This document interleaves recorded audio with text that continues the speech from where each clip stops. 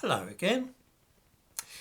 I spoke the other day about the indisputable fact that the modern world is shaped in every way by the ideas produced by Europeans and Asians, and not in the slightest degree by any ideas produced by the native inhabitants of Africa, Australasia, or North and South America. Whether the fault was mine because I failed to make myself clear, or if some of those commenting here were being willfully obtuse, I cannot say. But there was a good deal of talk about the fact that there were stone buildings in Mexico before the arrival of Europeans, and also that some realms in East Africa, such as that of Axum, used writing before Europeans arrived. All perfectly true, but alas, it has no more to do with the case than the flowers that bloom in the springtime. Let me have another try and see if we're able to get any further. Here are a few books from Asia and Europe. Here we have the Bible that contains the Old Testament, of course. This is Plato, Symposium.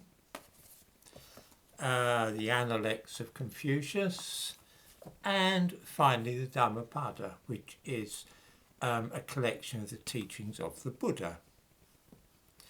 These works, the four of them, date back about 2,500 years to roughly 500 BC. They are more than just historical curiosities, though. Almost every court in the world, whether in Europe, most of Asia, Africa, Australia, and both North and South America, is heavily influenced by this book, the Bible. The ideas about ethics set out in the Old Testament have affected almost every judicial system in the world. This book, Plato's Symposium, is one of those from ancient Greece, written about the same time as the Old Testament. Every country in the world with a system of democracy, even a nominal one, owes a debt of gratitude to such writings from ancient Greece, which first explored the very idea of democracy, which is to say government by the people rather than by a king or dictator.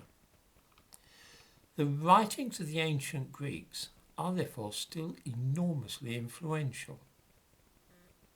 In China, although it's now a communist country, the ideas of Confucius are still very important, and despite Mao Zedong's best efforts during the Cultural Revolution, most Chinese people are familiar with and have a secret reverence for the system of ethics set out in this book,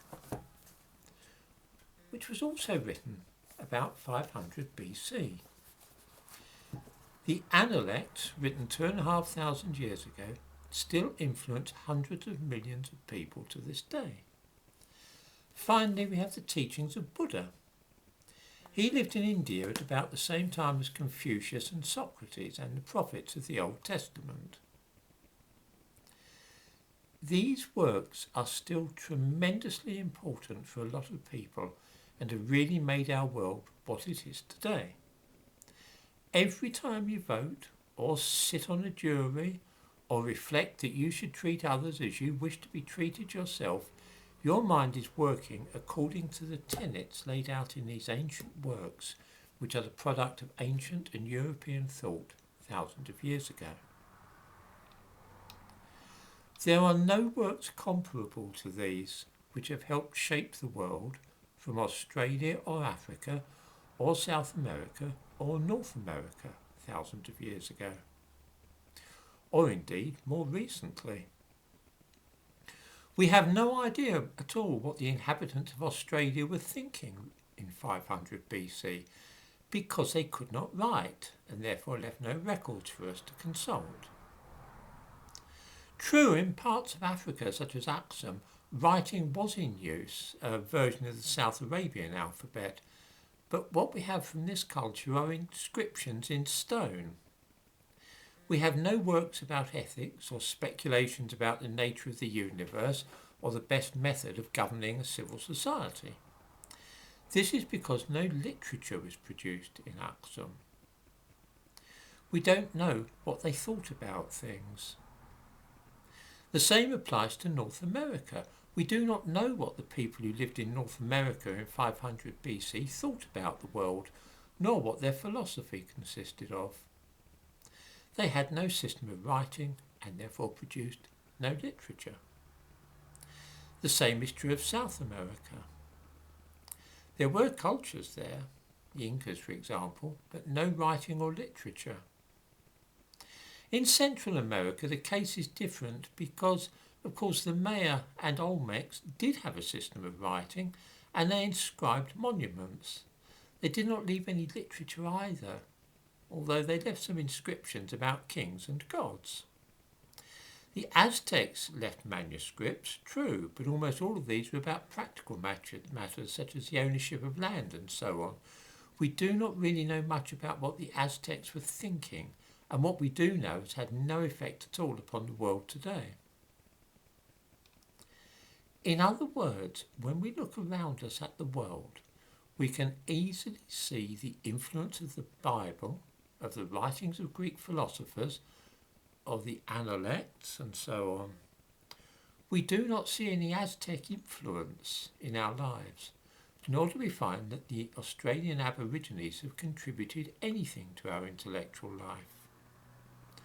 Of course, people in sub-Saharan Africa might very well have been having some simply wonderful ideas about science and religion thousands of years ago, but since they could not write them down, we are not likely to know what they were. Certainly what was being thought in West Africa in 500 BC does not affect us today.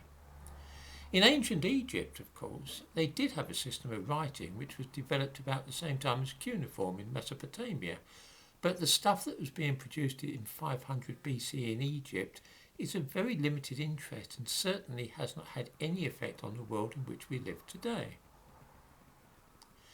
I genuinely do not see how saying any of this can lay me open to a charge of racism, and I will cheerfully listen to anybody who thinks that I am wrong about this, and that Australians or the natives in North America 2,500 years ago really were producing literature and pondering deeply on the nature of the world and the correct way to order society, and perhaps that their ideas still shape the world today in much the same way that the ideas of Europeans and Asians do.